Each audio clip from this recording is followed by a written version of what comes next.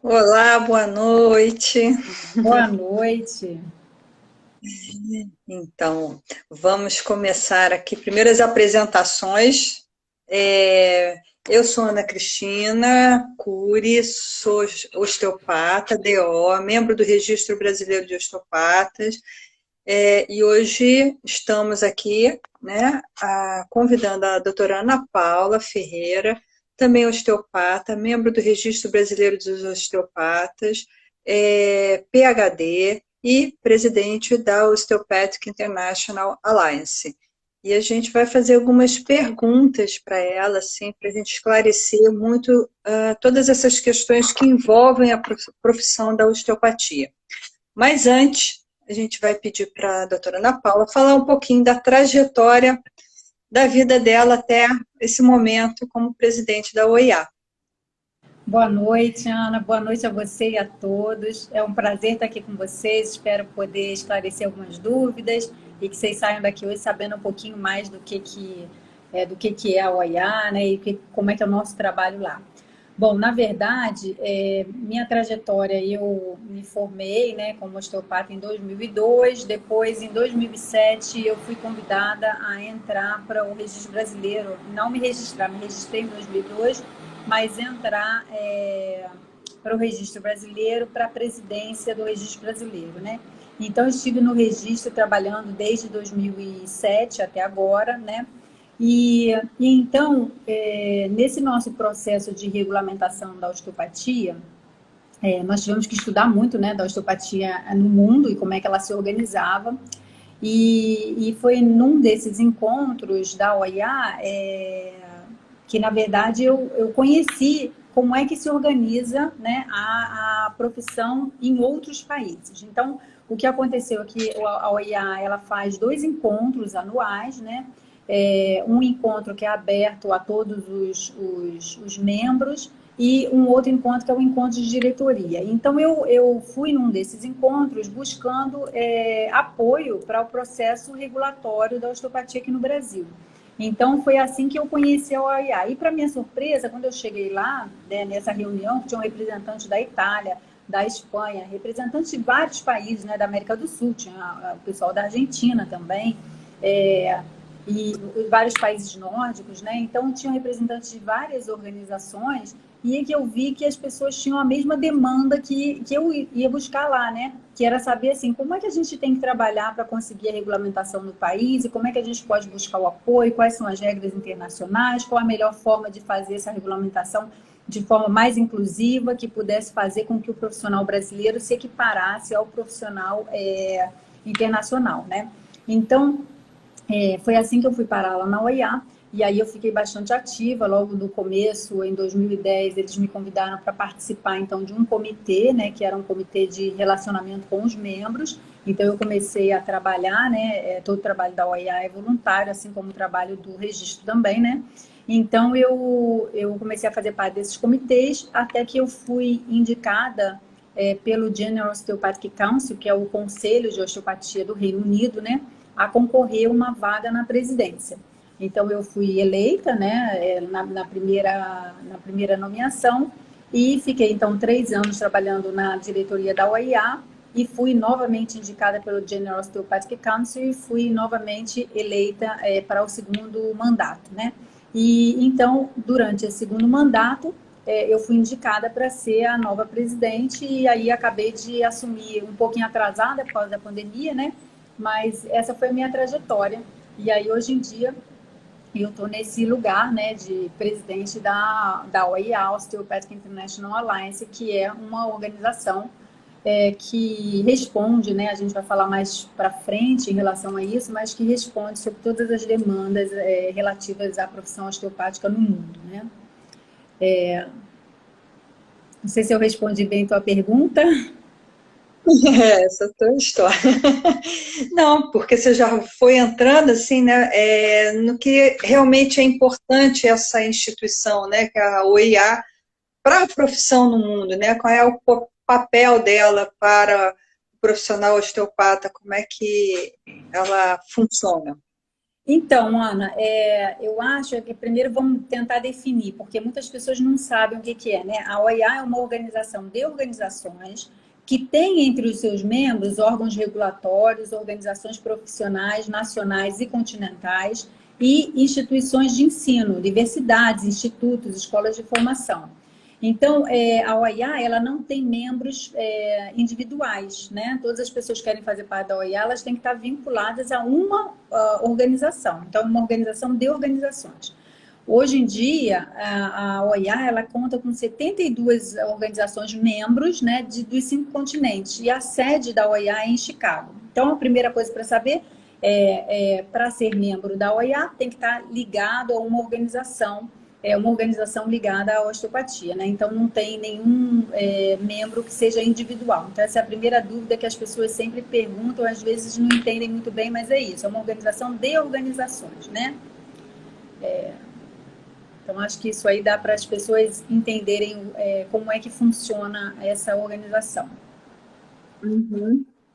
E o papel dela, assim, com relação à profissão, como é que funciona esse grupo de organizações? Então, na verdade, a OIA, ela tem como visão, né, vislumbra, então, um mundo onde todas as pessoas tenham acesso aos cuidados osteopáticos de saúde de excelência, então, cuidados osteopáticos de alta qualidade, e tem como missão encorajar os sistemas de educação e regulamentação que garantam altos padrões de cuidado de saúde que sejam seguros e eficazes, tanto de osteopatas quanto de médicos osteopáticos.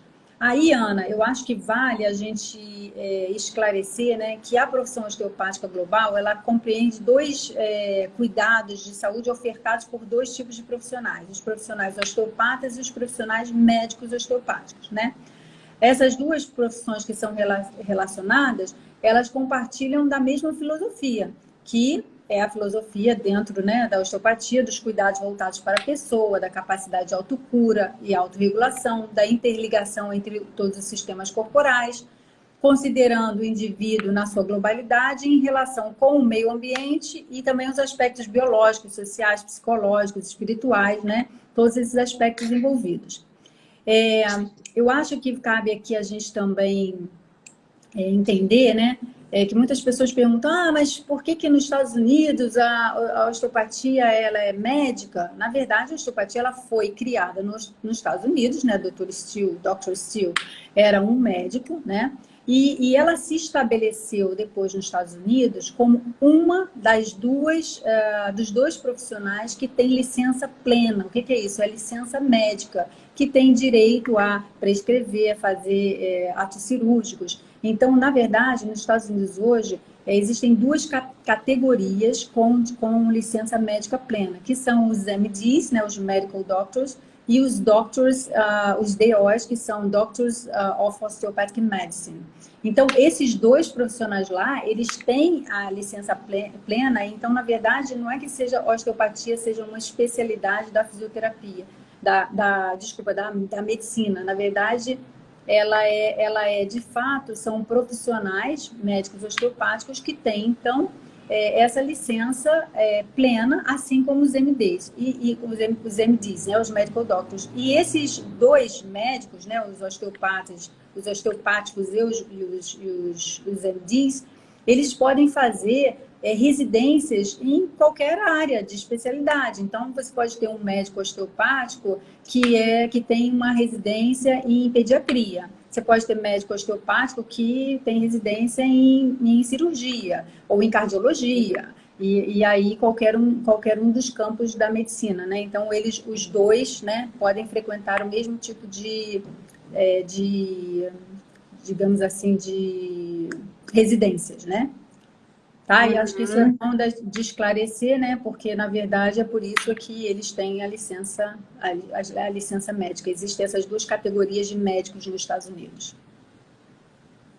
E tem essas duas categorias, porque daí a gente pode falar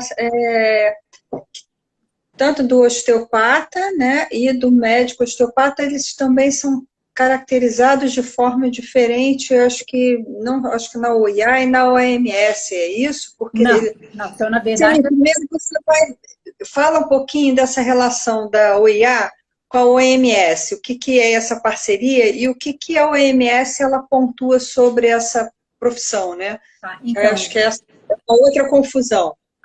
antes da gente falar da OMS, eu acho que vale também esclarecer, Ana, que então a profissão osteopática global, ela é separada em médicos osteopáticos, que a maior parte está lá nos Estados Unidos, né? E também osteopatas, que são os profissionais de primeiro contato, mas que não têm licença médica, eles não prescrevem, não fazem cirurgias, mas são profissionais da área da saúde, como por exemplo na Austrália são 14 profissões da área da saúde e tem aí o médico, o dentista, o osteopata, o quiroprata, o fisioterapeuta, e aí são todos os profissionais da área da saúde. Então acho que é bom entender que assim a profissão global ela engloba, né, os dois tipos de profissional.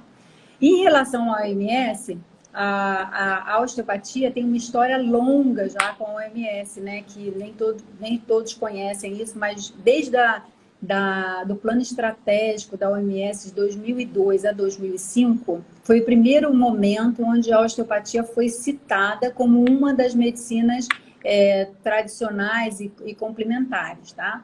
Isso foi, né, 2002 a 2005. Depois disso, por volta de 2005, eles começaram a fazer uma organização dos osteopatas internacionais para fazer uma colaboração com a OMS, que foi o primeiro documento que foi elaborado, que são os Benchmarks for Training, né? Que são as diretrizes para o treinamento em osteopatia. Então, em relação ao OIA, o que aconteceu é que depois desses anos de colaboração, foram mais de 15 anos de colaboração com a Organização Mundial da Saúde, a OIA ela foi admitida em relação oficial com a OMS. Então, sendo assim, é a OIA que é a representante da profissão osteopática em relação à OMS. Tudo que a OMS quer saber de osteopatia, ela vai entrar em contato com a OIA, né? E, atualmente, a OIA tem 3 projetos colaborativos com a Organização Mundial de Saúde. O primeiro é a criação de um glossário de termos osteopáticos, que está sendo desenvolvido, né, já está em curso. O segundo projeto é a atualização dos Benchmarks for Training in Osteopathy, que são os índices de referência para o treinamento de osteopatia, né, porque ele foi publicado em 2010 e agora ele está em fase de atualização, então esse processo está começando. E o terceiro é a realização de uma pesquisa para informar o crescimento global da profissão osteopática, que tem que ser publicado, é um acordo da Organização Mundial de Saúde com a OIA, que a OIA deve publicar esse relatório global a cada 5 anos. Então, o primeiro foi feito em 2013, né? E agora, recentemente, 2020 foi publicado, e a partir de 2020 eles estabeleceram que querem esse relatório a cada 5 anos, né? E aí, esse é um trabalho conjunto. Então, toda vez que a Organização Mundial de Saúde quer saber algo sobre a profissão osteopática, é a OIA que vai informar a Organização Mundial de Saúde. E aí tem essa importância, né, desse documento, esse documento dos benchmarks, porque depois da publicação desse documento, vários países alcançaram, né, não só a regulamentação importantíssima, mas também o nível de formação dos profissionais osteopatas. Isso foi uma coisa bastante importante, né? Então, depois de 2010, a gente tem países aí como Portugal, Dinamarca, Noruega, recentemente, quase no processo final de regulamentação, a Itália. Então, vários países alcançaram a partir da publicação desse documento. Então, me diz assim, esse documento, Benchmarks, né? O que tem nele que está escrito sobre a formação do osteopata? O que é necessário para formar o osteopata? Então, Ana, é bom a gente trazer para cá hoje, para essa conversa, que existem, na verdade, 2 documentos que são recomendados para estabelecer os padrões de educação, né, nos países que buscam estabelecer a regulamentação da profissão, tá? Esses documentos, são os Benchmarks for Training in Osteopathy, publicado pela OMS em 2010, que está em processo de atualização, e o outro chama CEN, que chama European Standard for Osteopathic Provision, que foi um documento que foi publicado em 2015, E é um documento que ele é válido em 33 países da Europa. Então, para a Europa, eles seguem esse documento, foi publicado depois, tá? Só que os dois documentos, eles descrevem dois tipos de treinamento, né? Tipo 1 e tipo 2, que depende da experiência prévia da pessoa que vai fazer a formação. Então, o tipo 1, que é a formação integral, ela tem que ser como uma graduação, ela tem que ser no mínimo em 4 anos, composta de 4.200 horas e tem que incluir 1.000 horas de estágio supervisionado, né? Esses programas, tipo 1, eles são para aquelas pessoas que não têm formação nenhuma na área médica. Então, quem terminou o ensino médio ou equivalente, que pode fazer esse tipo de treinamento. E aí tem um outro tipo de treinamento, que é o treinamento tipo 2, que é um treinamento que é ofertado para profissionais da área da saúde. Então, são profissionais da área da saúde que vão utilizar os seus créditos iniciais e vão se capacitar para se tornarem, então, osteopatas, né? E nessa formação tipo 2, a pessoa tem que ter uma graduação. Então, tem que ter uma graduação na área da saúde. E aí, cada país que vai se estabelecendo, vai se criando o critério. Então, muitos deles são médicos que podem fazer essa formação, fisioterapeutas que podem fazer, em alguns enfermeiros, como na França, por exemplo, as parteiras fizeram, né, porque elas lá são formação de nível superior. Então, esse treinamento tipo 2, ele vai variar de acordo com a experiência prévia de quem está sendo treinado, tá? Então, até por muito tempo, esse treinamento, ele era chamado treinamento de conversão. Por quê? Porque pegava profissionais da área da saúde, que já tinham uma capacitação, e aí fazia um treinamento para esses profissionais. E esse treinamento também não é um treinamento que precisa de tempo, porque as habilidades manuais, claro, para alguns profissionais que já têm alguma bagagem em tratamentos que precisam de habilidades manuais, é um pouco mais fácil, mas para outros é um pouco mais difícil. Por outro lado, também os médicos às vezes têm mais conhecimento clínico, então para eles essa parte é mais fácil, mas a parte da manualidade é mais difícil. Então vai variar de país para país. Outra coisa também que é importante a gente falar é que em muitos países regulamentados, esse tipo de formação tipo 2, ele pode acontecer concomitante com a formação 1, né? Mas também, em alguns países, ele é uma etapa transitória, enquanto se alcança o status de graduação, e aí depois ele passa a não existir mais, e as pessoas que vão entrar com uma formação prévia na área da saúde, eles vão, por exemplo, um curso universitário, você vai ter dispensa daquelas disciplinas que você já cursou. Perfeito. Agora tem uma coisa assim que é muito interessante que a gente vê,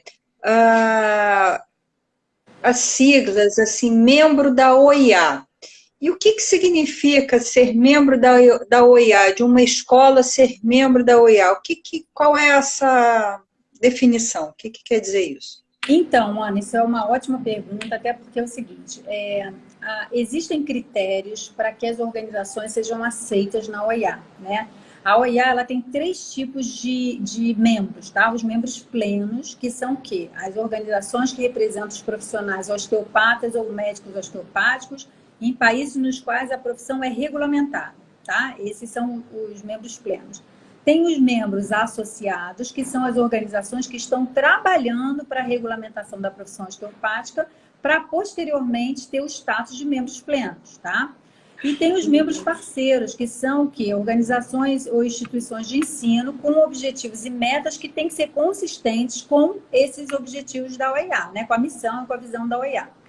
Então, a gente tem até que tomar cuidado, porque assim, a OIA, ela aceita as instituições educacionais como membros parceiros, mas ela não avalia, não certifica a qualidade dessa escola e não oferece credenciamento e não tem nenhuma intenção que essa parceria seja interpretada como tal.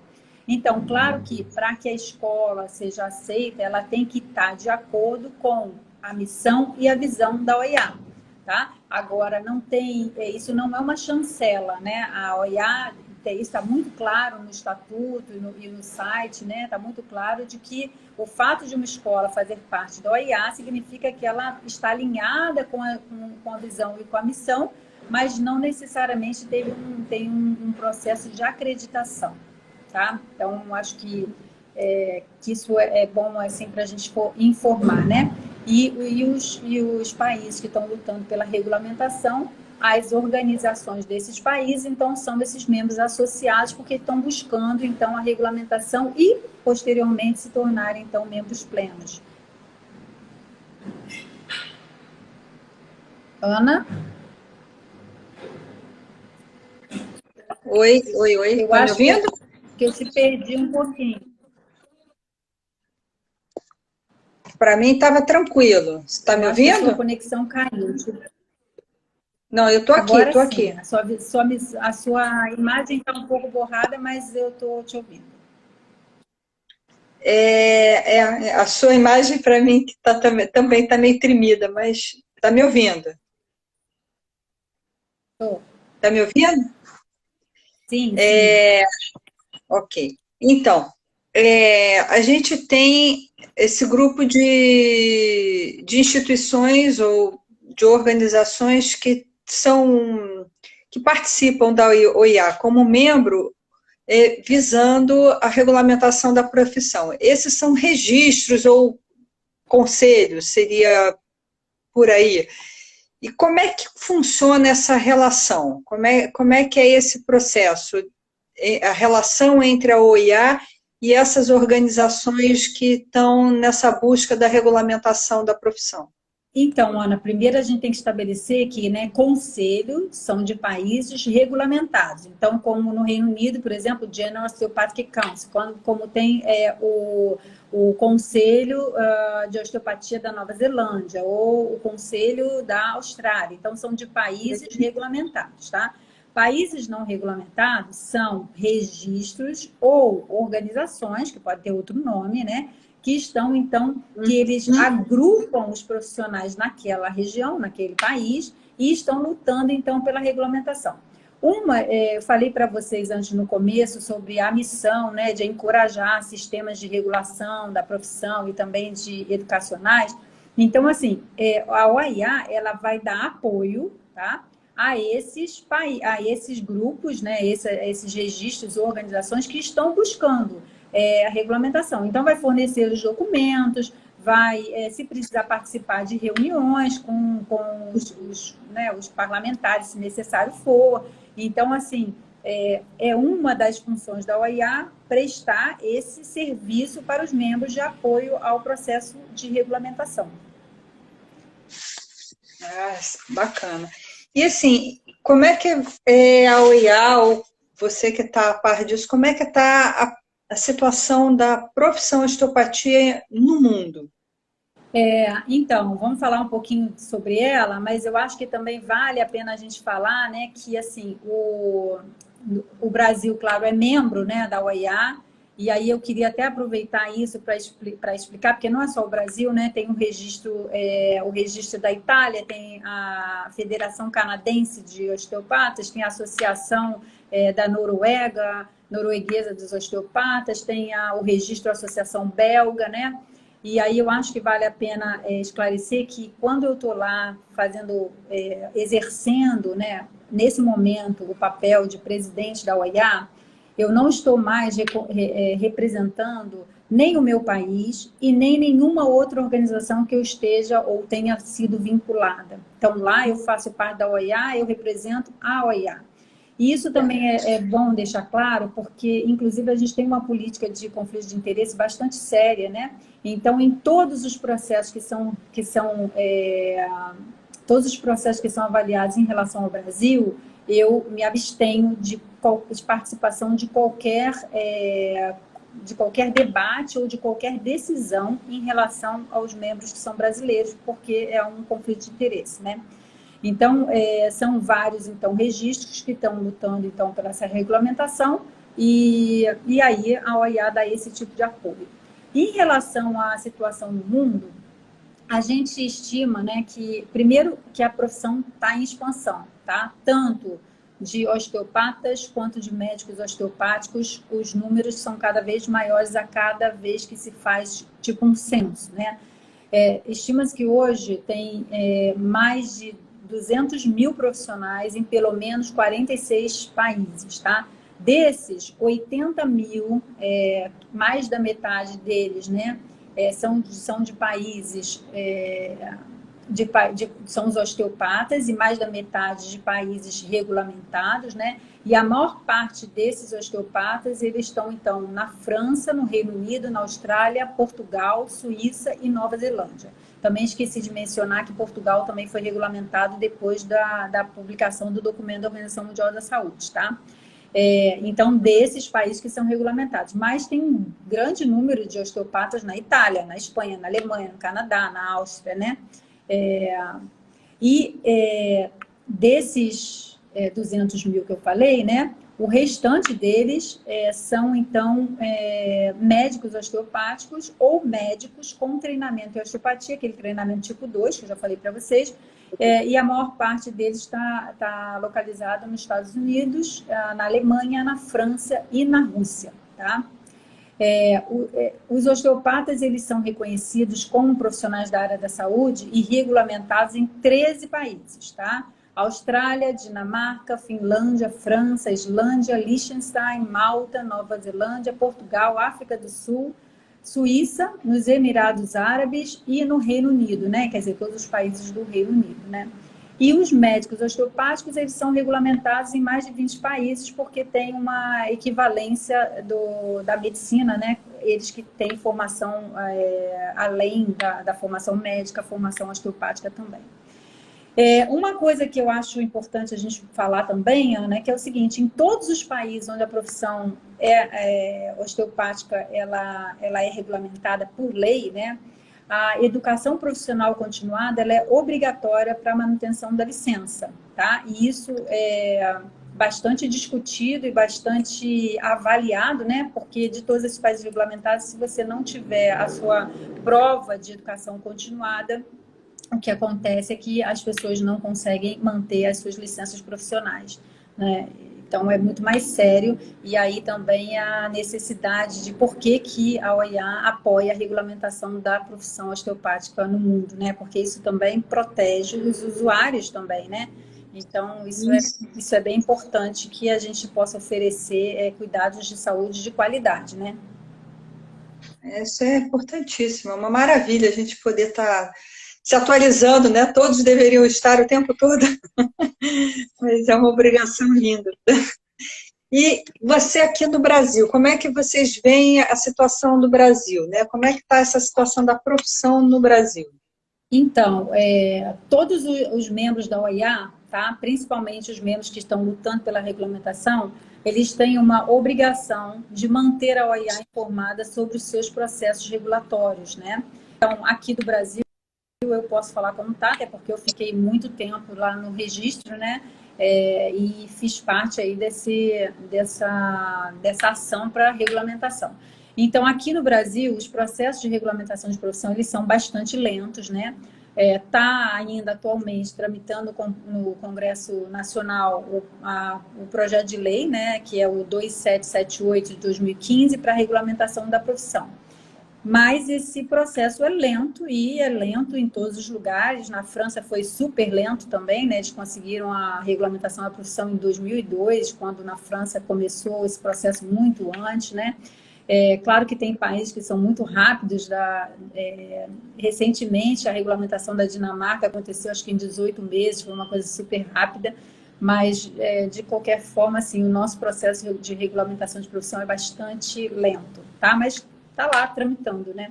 E aí a OIA fica sempre, recebe esses relatórios de todos os países, eles enviam uma vez por ano como é que está o processo. E também uma coisa que se valoriza muito é quando dentro do país as forças se juntam para formar uma única voz de osteopatia, porque assim é muito mais fácil conseguir a regulamentação do que quando tem divergência entre os grupos. Então, esse é um outro trabalhinho que a gente faz. Deixa eu te fazer uma pergunta. Você falou que ficou muito tempo no registro, participou desse trâmite todo. e a gente sabe que aqui a gente conquistou, né, um código, né, de classificação como ocupação reconhecida. Você fala um pouquinho sobre isso? Falo, e acho que esse é um assunto que precisa ser falado, porque também tem uma má interpretação do que é isso, tá? Do poder disso e do que significa. Então, na verdade, a classificação brasileira de ocupações, ela era do Ministério do Trabalho, né? Que agora, hoje em dia, não tem mais Ministério do Trabalho, mas ela foi feita pelo Ministério do Trabalho. E, na verdade, essa classificação, pelo nome já fala, ela é classificatória, ela não é normativa. O que é isso? Ela não estabelece as regras, né? Normativo no Brasil é só através de leis, né? Regulamentação de profissão que ocorre por força da lei, tá?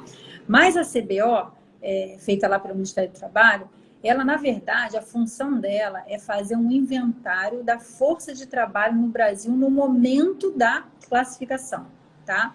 Então, por exemplo, essa classificação do osteopata no Brasil, na hora de se fazer a classificação, se tem que incluir, é obrigatório que se inclua o que tem de existente no Brasil no ato da classificação, tá?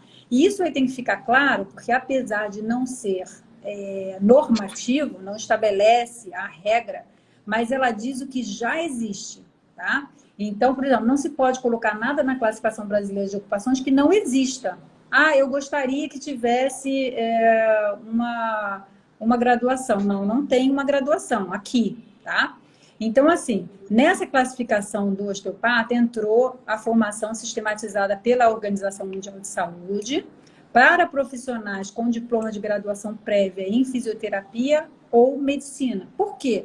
Porque naquele momento, no Brasil, já existiam profissionais com graduação prévia nas duas profissões, tanto medicina quanto fisioterapia, né, que já estavam atuando como osteopatas. Então, o trabalho deles estava como osteopatas, tá?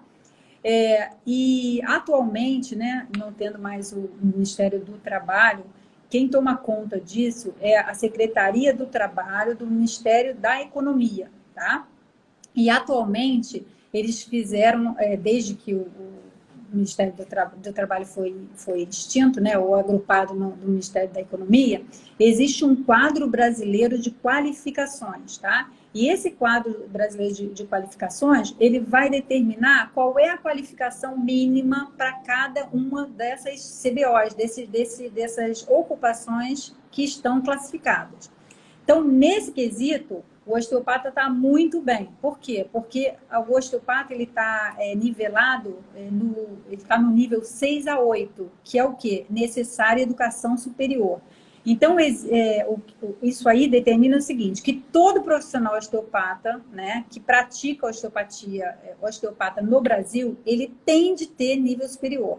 E nisso a gente está muito afinado com as regras internacionais, porque não existe nenhum país do mundo onde o osteopata não tenha nível superior. No mínimo, você tem que ter um bacharelado, né? E aí fazer a formação tipo 2 ou ter uma graduação em osteopatia, né? Então, isso a gente está muito bem alinhado, né?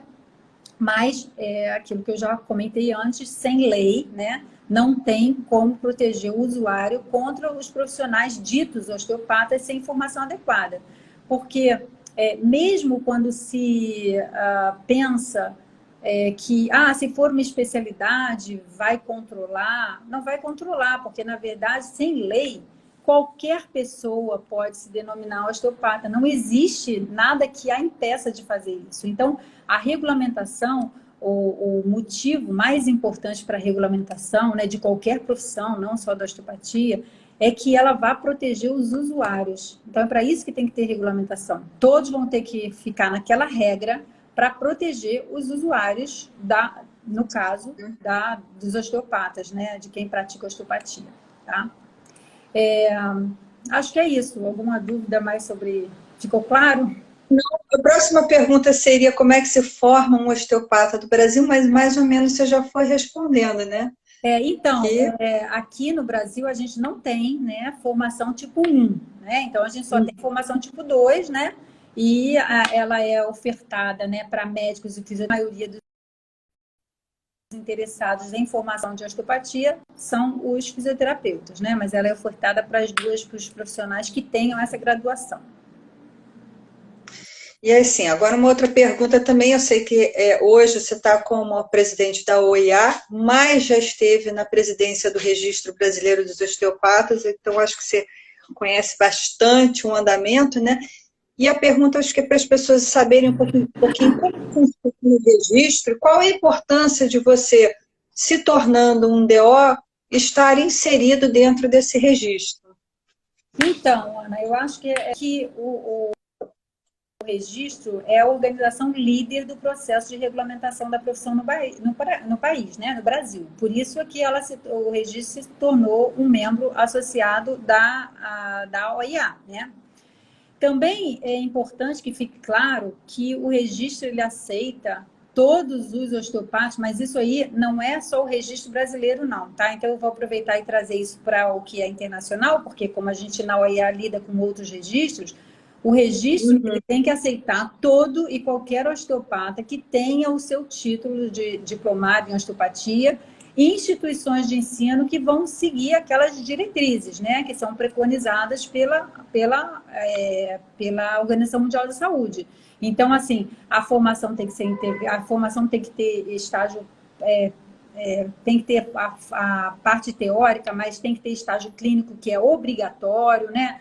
As formações de uma forma geral, os profissionais, os professores dessas disciplinas osteopáticas, eles devem ser osteopatas também diplomados ou formados em osteopatia. Então, tem uma série de critérios. Mas, assim como os outros registros, o Registro Brasileiro dos Osteopatas, ele também recebe qualquer osteopata, né, que tenha formação. Então, tem de várias escolas e também tem as pessoas que tiveram formação internacional, né? Aqui no Brasil existem profissionais que tiveram sua formação no exterior, são brasileiros e que quando vieram para o Brasil, voltaram para o Brasil, a profissão não existia, quer dizer, não tinha uma formação, uma graduação aqui, mas eles têm o equivalente ao que se formaram lá nos países onde a profissão é regulamentada. E assim, uma ideia assim de carga horária de estudo, assim, qual seria a média desse tempo de estudo para se formar um osteopata, ser um DO? Então, Ana, o mínimo, tá, que se preconiza, isso até aqui na Organização Mundial de Saúde se coloca lá a partir de 1.000 horas, né? Mas tem uma parte muito importante do documento da Organização Mundial de Saúde que diz o seguinte: as competências do profissional osteopata, ela tem que ser igual, tanto quem fez a formação tipo 1 como quem fez a formação tipo 2, tá? Então, é muito difícil que qualquer profissional da área de saúde consiga se tornar um osteopata com 1.000 horas de formação, principalmente porque tem toda a bagagem da prática, né? Da clínica prática, né?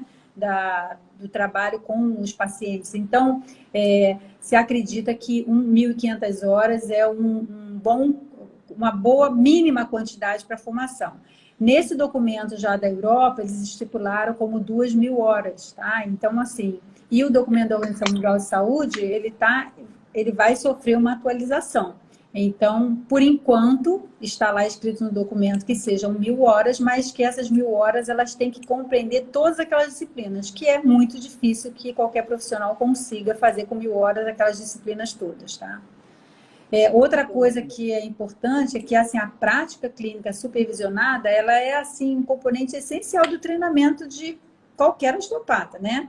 E também que seja em ambiente clínico osteopático apropriado, né? Onde eles vão realmente trabalhar com osteopatia, receber os pacientes de contato, de primeiro contato, né?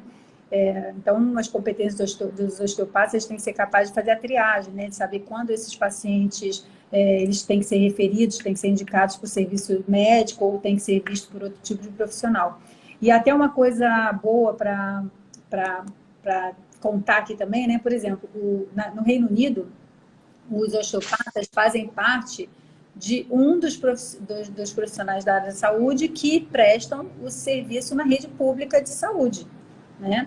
Então, isso é bastante importante, né? Porque um dos objetivos da Organização Mundial de Saúde é que a prática, não só da osteopatia, mas de todas essas medicinas tradicionais e complementares, é que elas sejam ofertadas nos seus serviços de saúde, serviço público, né?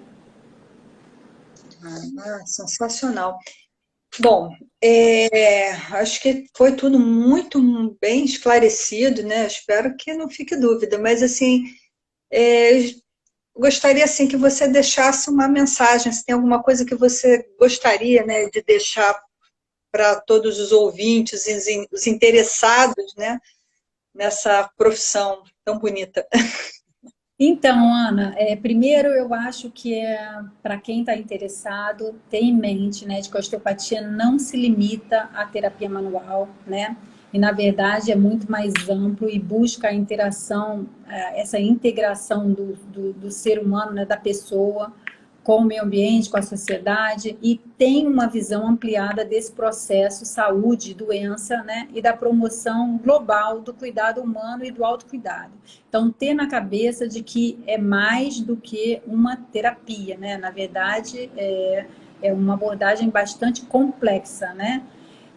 E se alguém ouvindo a gente aí tiver a vontade, né, de abraçar essa profissão osteopática, eu vou sugerir que, primeiro, que busque uma formação sólida, que contemple essas diretrizes que a gente já falou, que são as mínimas, né, da Organização Mundial de Saúde, que conheça a história e a origem da profissão, porque é muito importante saber de onde nós viemos, né? Então, isso é muito importante, a origem. E também a organização no mundo. Por quê? Porque a organização é diversa, sim, mas tem que conhecer, né? Até porque isso é que vai fazer abrir as possibilidades para um intercâmbio, inclusive intercâmbios de profissionais, intercâmbios na pesquisa, né? Na área de pesquisa, que se a gente pensar 20 anos atrás, a gente tinha muito pouca coisa publicada, hoje em dia já tem muita coisa publicada sobre osteopatia, né? Já está andando bem, né? Depois, assim, nunca parar de se atualizar, né? Acho que assim, como trabalhando na parte clínica, a gente tem essa obrigação de se atualizar sempre, né? Ficar muito crítico em relação às práticas, né, que nós fazemos e também ficar aberto aos conhecimentos novos, às evidências científicas, né? Porque tudo isso vai fazer com que a gente possa dar ou prover um melhor cuidado de saúde, né? E além disso, que se resolver abraçar essa profissão, que exerça com amor, com respeito, com empatia. Acho que essa é a minha mensagem final para aqueles que ficarem interessados aí em osteopatia. Eu acho que eu só vou completar que acho que faz uma parte importante, que é o registro tem à disposição alguns documentos, né, para que as pessoas que entrem no site poderem ler ali o benchmarks, poder ler o documento da Organização Mundial da Saúde, para poder também compreender um pouquinho, que está à disposição, né, para quem quiser, né, se informar um pouquinho mais. Então, Né? Ana, e aí eu já vou aproveitar para dizer o seguinte, no site da OIA, vocês podem tem muito material, tem recursos, muito material, tá? Sobre a profissão osteopática no mundo.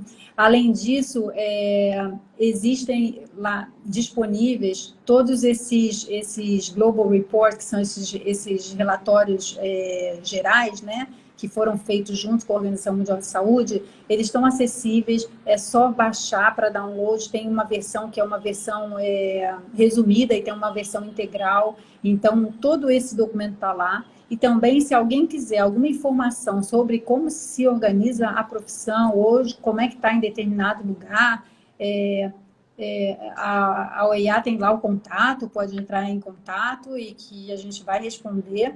E também uma coisa interessante é que assim, a OEA ela faz anual, né, um encontro de todos esses membros, e esses encontros eles não são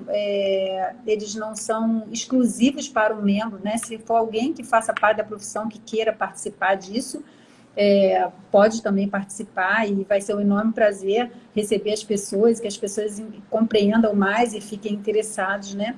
Então, essa possibilidade de estar com profissionais de vários lugares do mundo, né? Ter um lugar de encontro onde a gente pode trocar os processos de regulação, e também de como é que são feitas as formações. Eu acho que isso é muito importante, porque todas essas encontros da OIA tem sempre uma parte sobre regulamentação, uma parte sobre educação, uma parte sobre liderança em organizações. Então, assim, tem sempre muito, o conteúdo é muito interessante. Acho que é isso. Maravilha, maravilha. Acho que a gente conseguiu, vai dar um bom recado para todo mundo e instruir bastante. Doutora Ana Paula, muito obrigada, em nome do registro, né? E vamos combinar todas as vezes que tiverem dúvidas para fazer mais entrevistas. Eu agradeço vocês, espero ter podido aí contribuir aí com um pouquinho do conhecimento aí sobre a profissão osteopática e a OIA, para que serve, né? E eu fico à disposição, não é difícil me achar, se alguém quiser entrar em contato, fique bem à vontade, que eu vou ter um prazer enorme de ajudar ou responder qualquer pergunta. Tá bom. Muito obrigada, boa noite Boa a noite. todos.